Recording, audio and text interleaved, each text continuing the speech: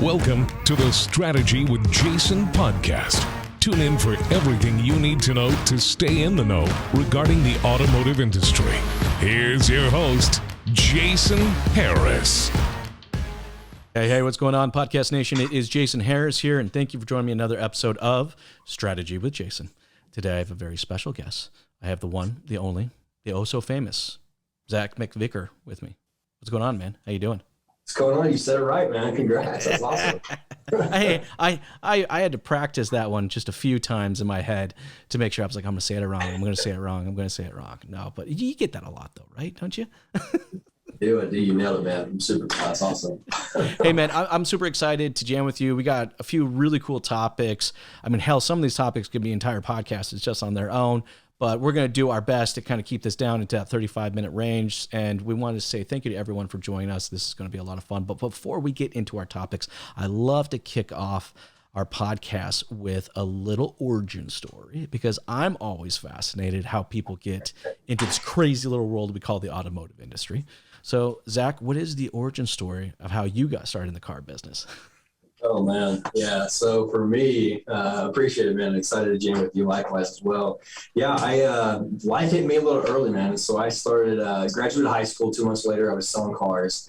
That's when I had my son, my first child. And so, yeah, car business was the first thing I got into, and I stayed in it for obviously over a decade now. But yeah, straight out of high school, man, it started early for me. And so I haven't looked back since until now, right to the other side. But, early in life.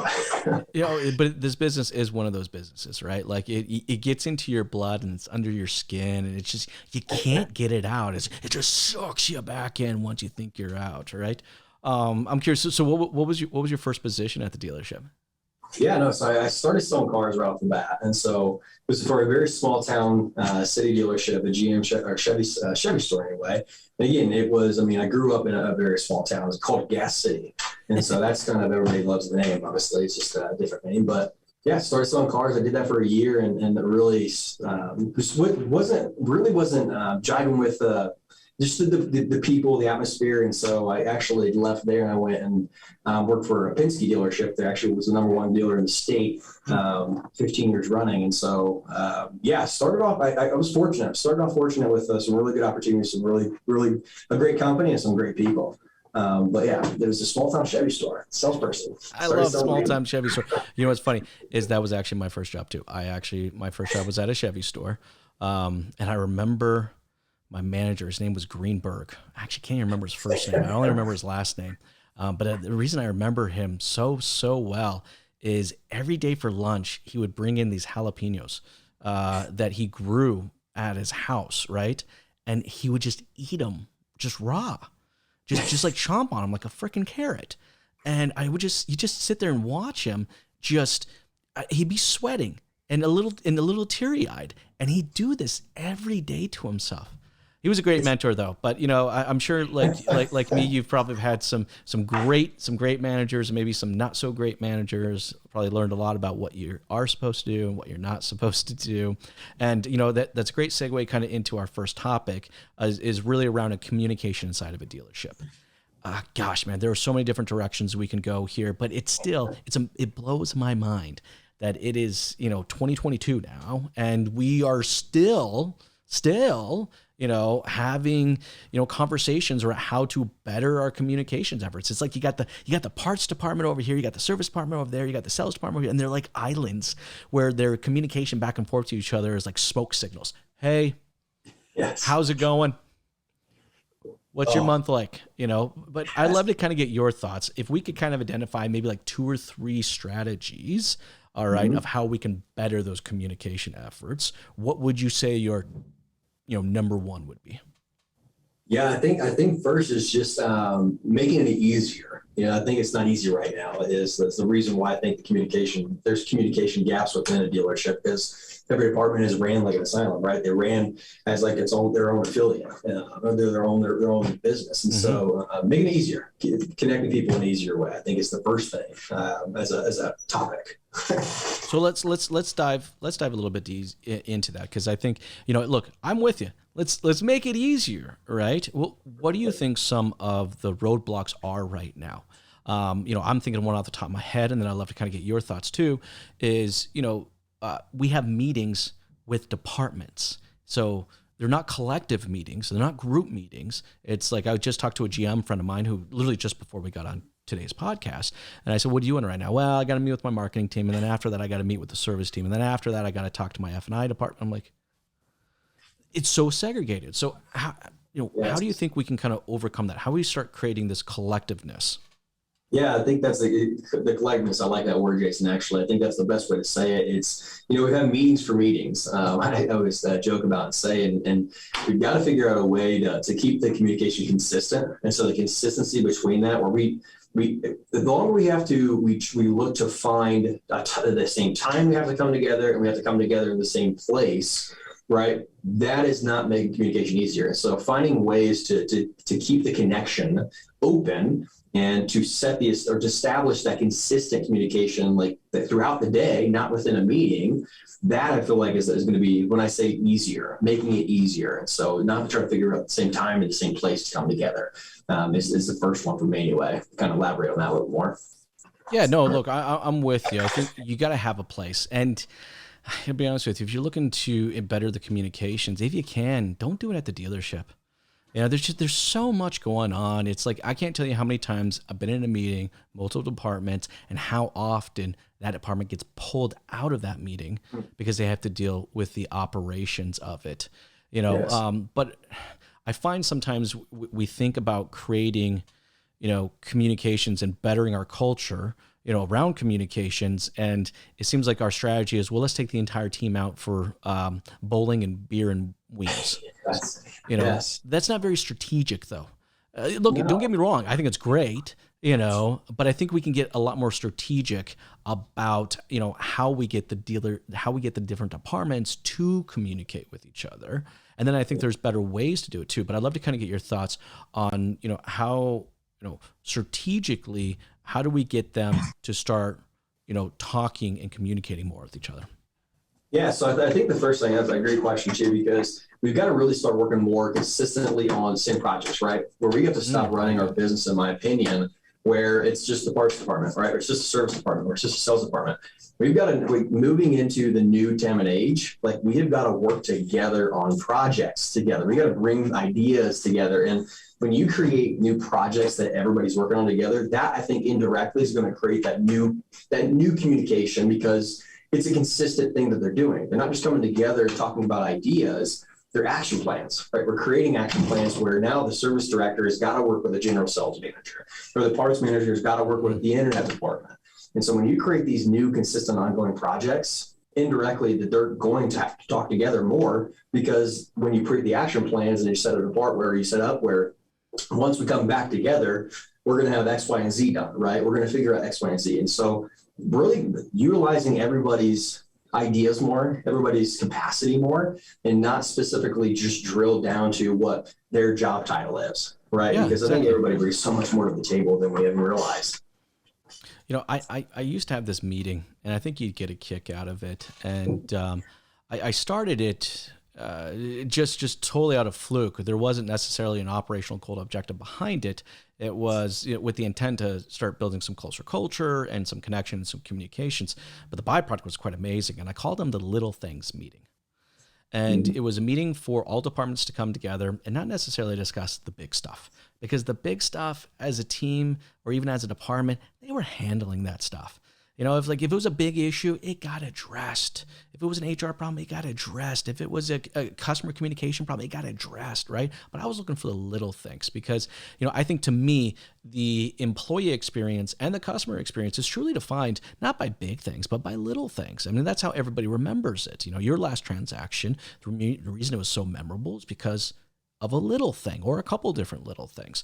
And, that really strengthened the communication with among the dealerships, because we're just little things like how we answer the phones. Yes. Yeah. And I think that goes into it more as well. Is like, we've got to set those environments up where that's possible, right? We've got to allow our people to feel comfortable enough to bring in new ideas because they see things or recognize other people and ideas, and really giving them where do they go to, right? Who do they go to? Where do they go to? Why is it important for them to come forward? And then once that does happen, we got to recognize it, right? We got to benefit from it, and we got to tell people about it. And so, setting up that, again, environment where that is possible, but also is encouraged. And then when it does happen, recognizing it, that's I feel like when it happens a lot more consistent, because there's a reason now, right? Yes. People have to understand the why.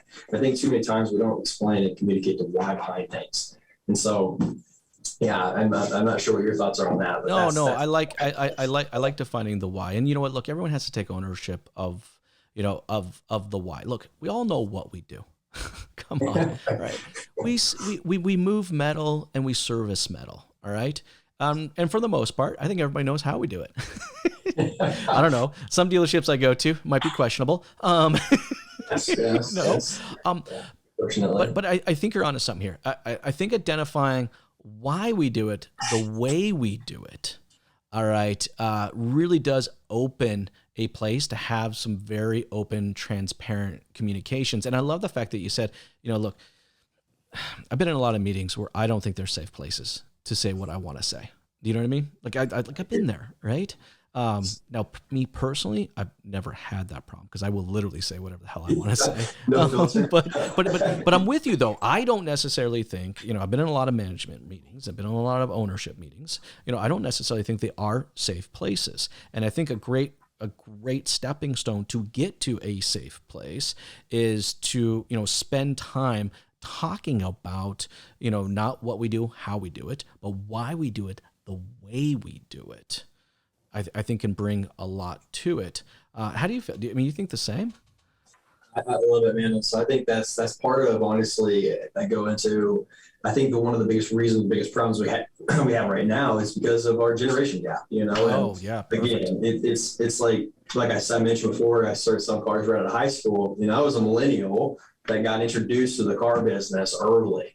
Right. And so that was in 2008, right when that was when the last big recession is happening, got cash flow, all this stuff. But, I was introduced to go and do this and do it great. Right. Don't ask why. Don't make me explain why I'm telling you need to do this. You need to go do this and just do it. Just make sure it gets done.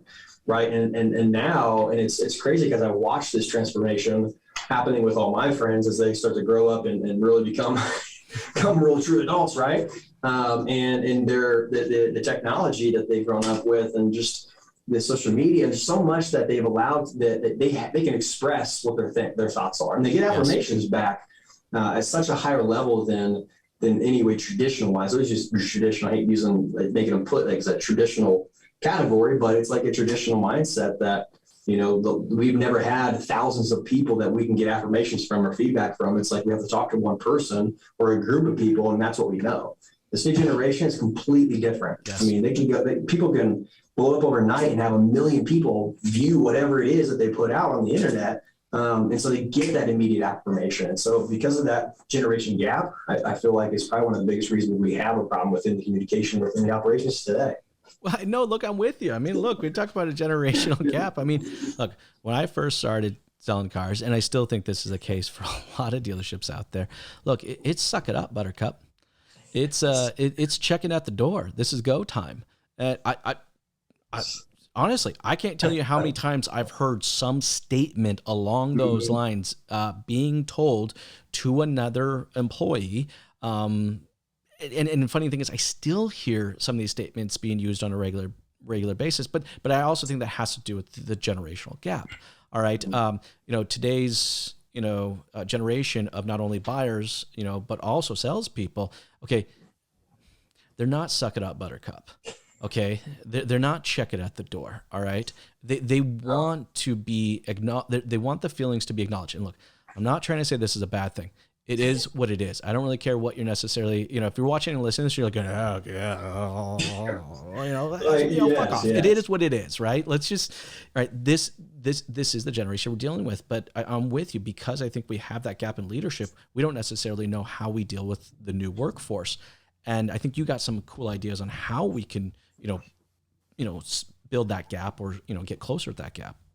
Yeah. Look, it's not easy. Like for me, I just feel like I'm very fortunate to be able to, I feel like I've been in like the middle of the two, you know what I mean? I'm the new generation in a way, but, I've learned all the things that really makes the traditional way successful. And the biggest thing is those communication skills. I feel like the soft skills are what's missing in this new tradition or this new generation. But it isn't easy. And I found myself at a point in time in my career where I led more as a traditional way, where it's like I was the first one in, I was the last one out. It's like I did it, I showed by example, grinder. And it's like, unfortunately, you can't be, if you're a leader, you got to make sure people are actually following you. That was something I learned, is it doesn't matter how bad you want your people to do it in a certain way that is successful. It's just they come with a completely different perspective. And if you don't put your pride on the side and try to figure out a way to really connect with them, one, they bring new ideas that you never even would have thought of. And this is what I realized. Two, they're people that actually they'll put their work in, they'll bust their ass if they understand the why, right? If they're motivated enough, and the motivations are much different. And so, yeah, it's not easy. Well, they want to work for the why. Yes. Okay, look, I gotta be honest with you. I got no problem admitting why I got into the car business. Okay, make a shit ton of money, all right, and do it quickly. And that's exactly what happened. I mean, I was practically a teenager making six figures a year. Like it was stupid, right? Yes. And that's what attracted me. I didn't come in and work for a dealership because I wanted to embrace the culture's why and be a part of that. Hell no. I wanted to make freaking money, and to a certain extent, I still think there's some people out there that exist, but, no different than, let's say, in our buying process, which I think our buying process our sales process is gone, right? We had this very, stringent 12-point, 10-point, 14-point sales process. We now have a purchasing process. There are 2, 3, 4, 5 different ways that someone can purchase from us. It's that approach to that operational process needs to be the approach to the generational gaps that we have within our staff. And it's not a one size fits all. There's just that doesn't exist anymore. There's not one way to train someone. There's not one way to develop someone. And so I would love to kind of get your thoughts on how we can approach, these different generations from a training and a development perspective. Yeah, no, I think the first thing is we've got to realize that, we have opportunity. I think that's one of the biggest things that, even on the other side of the table now, I've been in the dealership operations and now as a vendor, it's like, we've got to realize there's opportunity. And I think so many times that we will have that knee-jerk reaction is like, no, we do training well. We develop our people well. Well, truly, when was the last time you really took a look at it and see what kind of metrics is showing that? And especially these last 2 years, thinking about our industry, we've blown up. And does that say that we've gotten that much better? Or is that just because our inventory and the demand hasn't changed, right? The thing is about communication gap I feel like within the generations, that's the same thing with our customers. And so you're talking about this selling cycle and the customer's buying process. Like our customers are coming in prepared for everything we've taught them over the last 15, 20 years, right? Yes. Like they know exactly what we're going to say. They know exactly why we're asking certain questions. And so that's not just a communication gap within the operations, but it's also a communication gap between the customers and doing things the same way that we've done for such a long time that obviously over 61% of customers feel they're either lied to or cheated. Yes. Over 80% hate something about the car buying process, altogether. And so it's, we've got to realize there's a massive amount of opportunity first before we're ever able to even approach fixing this problem, in my opinion. And so that's the first step. But yeah, the communication we got to teach, again, I go back to the soft skills, the soft communication skills. We've got to understand how to read body language, how to understand facial expressions, tonalities of customers, because that's what I believe is missing, especially in this new generation, because again, technology, they can communicate with them, a messenger, they can communicate online. That's what they choose to do now more than even having a one-on-one conversation. And so, like, it's not just a communication gap within the sales operation, but it's within people. The people are where the generation gap is altogether. We got to teach how to connect people better. That's what I believe. 100%. And I think that's what we're talking about here. I think there was a lot of stuff that we're dumping on everybody out there that's watching and listening. So if you take a few things from this, I love it. I did want to kind of go, because as you were talking, you got me thinking a little bit more, because I wanted to kind of revisit that why, because I'm looking at like the generational gap and even just bringing on new staff. Right. We were joking a little bit about onboarding, and I know you guys kind of specialize in that. And when I was onboarded, it was pretty much, there's the brochures, there's the keys. Don't come into my fucking office unless you got a deposit or a credit card. That's it. Yeah. Like that was the end of it. Right. But I think now onboarding processes have to be so much just more in depth. And I want to revisit that why, because I think it's for someone to embrace our why, we need to understand their why, and I just remember I had this very young gentleman who worked for me selling cars and for a summer, and things weren't quite connecting with him the first few weeks. So I got onto the floor, I sat down with him, I said, look, why are you here? All right. Why did you choose to do this? And he looked me straight dead in the eye and he says, I want a jet ski.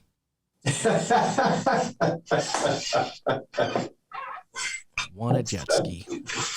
I was like, well, okay. I mean, I've heard of some before. That's a unique one. And he's like, look, man, my goal is by the end of the summer to sell enough cars so that I can buy myself a jet ski. I said, oh, you know what? This is an easy one. I usually get more in-depth whys. This is a pretty easy one. Let's sit down. Let's actually document this out. Okay, so what kind of jet ski is this? And of course, it was the Blinger model. It had everything on it. 250 horsepower. What the hell would you need 250 horsepower on a jet ski for? So it was a good expensive one, right? And I said, look, we start breaking it down to literally how many appointments, how many conversations, how many deals he needed, so that by the end of this summer, he could get a jet ski. And I'll tell you what, I came back in, because I think I was gone for a few days after I had to go on vacation or something. And I came back the next week, and this kid was lit up. And he actually brought a picture framed, set it next to his desk of the jet ski. I'm like, okay, this is just ridiculous. You can't have that on your desk. But, well, actually, no, I'll let you keep it on your desk. But the kid was lit. And the reason I think for it was he was so jacked and ready to go is because now I understood his why. He knew I understood his why. So now he could embrace my why because I can embrace his why.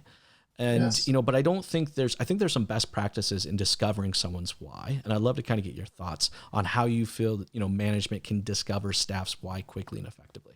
Yeah. And I love that you brought that back up, Jason, on this. I think that's actually huge, is because people, I think just like that gentleman you're just talking about, that's such a simple thing, right? Yeah, that's such a simple thing for him. But it's what's simple to them, right, is not, or what's simple to us, or we think is not so much simple for this again. And it's not just the new generation. I'm saying people in general, because technology is affecting everybody, right? But it's really sitting down and understanding, if we can legitimately understand, again, what motivates them, because people are influenced by things that are completely different today than what we were influenced by in the past when we first started, right? And for us, it was a job. We always wanted to move up. We wanted to make as much money as we possibly can. And the great thing about this business is I still think that opportunity strongly exists. This is a great business to be in, right? This is a great industry to be in.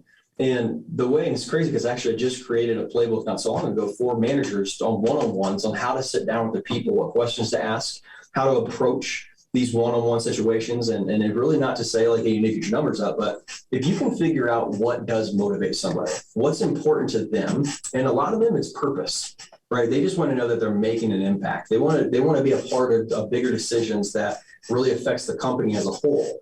And so for us, there's certain questions we have to sit down and ask them, what's important to you? What are some things that you're trying to accomplish? And all of these conversations, these personal conversations for us as we were growing up through the business, that shit was out of here, right? Don't bring your personal life in, leave it at the door, whatever you're dealing with. Exactly. And we had to deal with, we were able to talk about it with our spouse or our friends or people outside of the business. When you clocked in, you're there to work, get a job done, sell as many as your cars. I mean, you want to make as much money as you can. It's okay to say, but it's in today's age, social media, technology, it doesn't stop at the door. No. And if we don't have something that our people can consistently work on during the day, right, that's going to help us drive our business forward, then how can we ever expect them to shut this off? It's not going to happen. It just is not going to happen. And so we have got to understand what motivates them. We got to understand what's important to them. And if we understand that, and then we figure out and draw that path, like you just said, right? You explain how you get to that jet ski. That's something that's not easy for them to create, because if they want to know something, they Google it, right? But creating an action plan, that's not so much easy. That's not out there as far as for the car business, in my opinion. No. We got to sit down and create an action plan to help them accomplish what it's important to them, and indirectly our business benefits. And so, it's huge. Look, as an industry, we love saying that we are in the people business. Yes. Come on.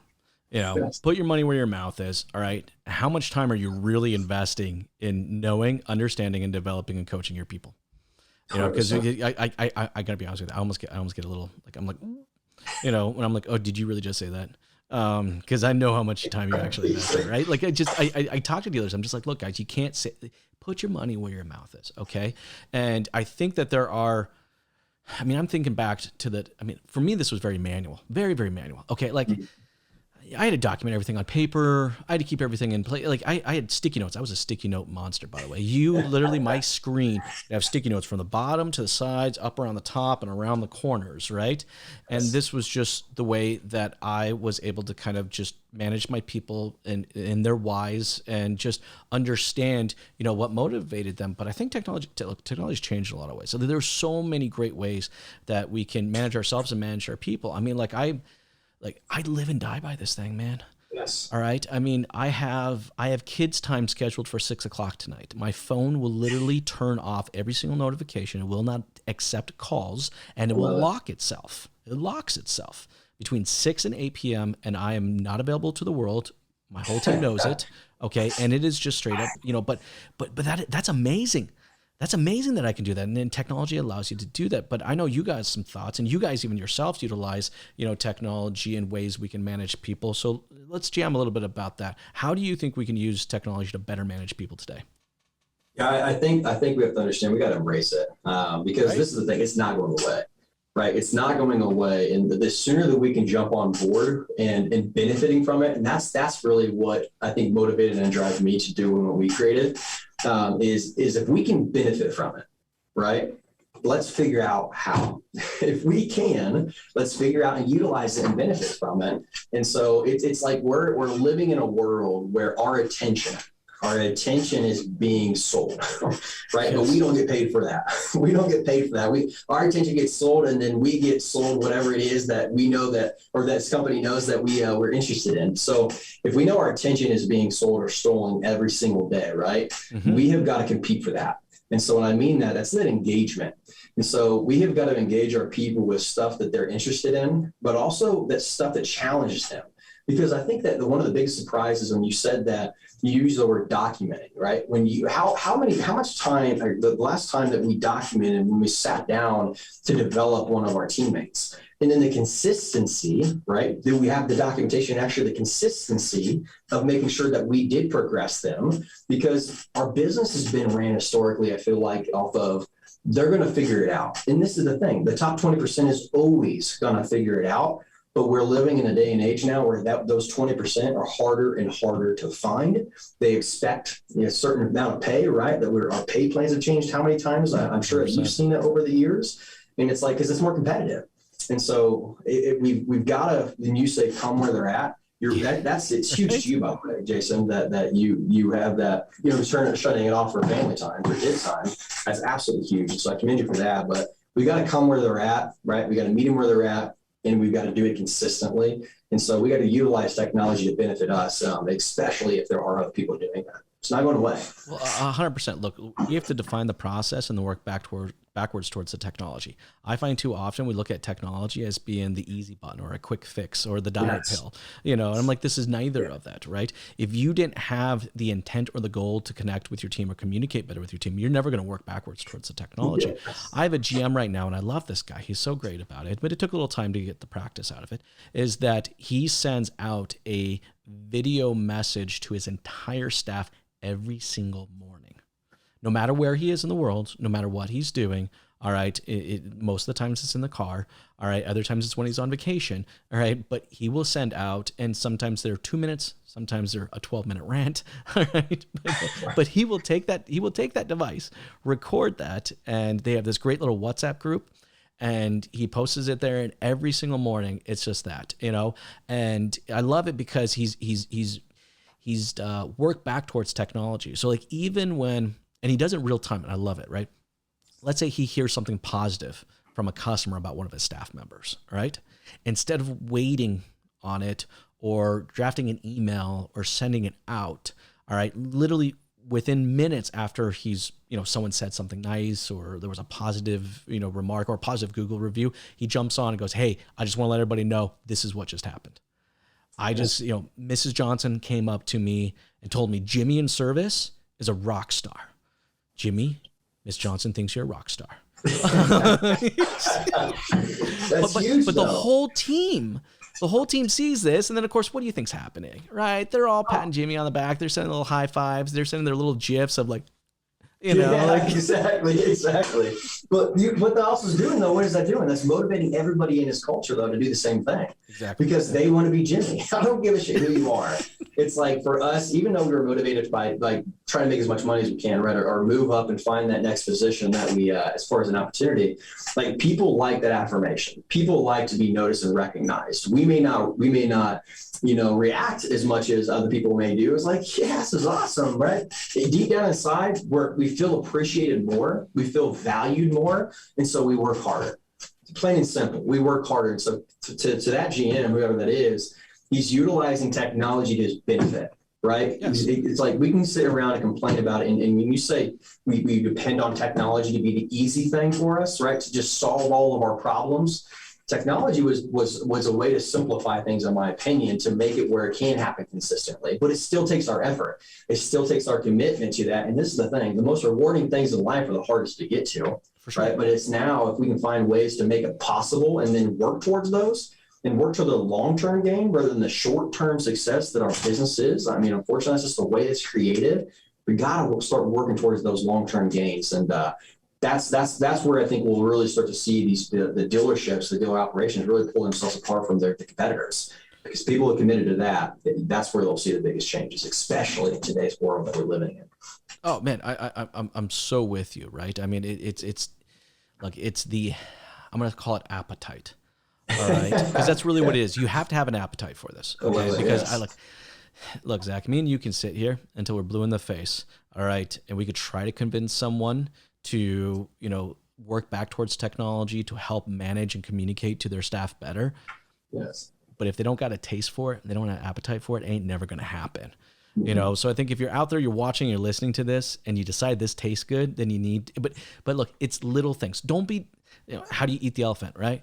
One bite at a time. You take small little operational processes, all right, that already exist. We're not reinventing the wheel here. We don't want you to reinvent the wheel, all right? But we take little things. In the case of that particular GM that I just talked about, all right, that would have, those type of, affirmations would have happened once a month during the town hall meeting, where everybody shoves into the boardroom, and he's like, and you go down this list of 45 things, and then the number 47 is, oh, by the way, Jimmy, great job, but that would have been weeks prior to it, and it didn't have that same impact, So look, if you're out there watching and listening, small processes, take it, own it, embrace the technology, move into it, and you're just going to better both your communication, and the way you manage your people. Look, Zach, I know we're getting towards the tail end of our time, and we've covered some seriously cool topics here, and we could easily, I think, jam for another 30, 40 minutes on this time.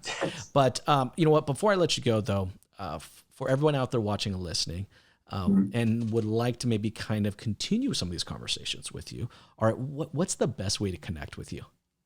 Yeah, you can contact me. Obviously, LinkedIn is one of the biggest places we're at, but you can go to our website, It's www.onboardian.com. You can learn a little more about what wall we've been created and brought to the market, which we are obviously the first to the market on a few different technologies that make what we're talking about a lot easier. Or my cell phone, which again you can put it up directly. And so I'm sure you can probably drop on the screen something, the cell phone number, the email, all that good stuff. But the website or LinkedIn are probably the two easiest ways to connect with me.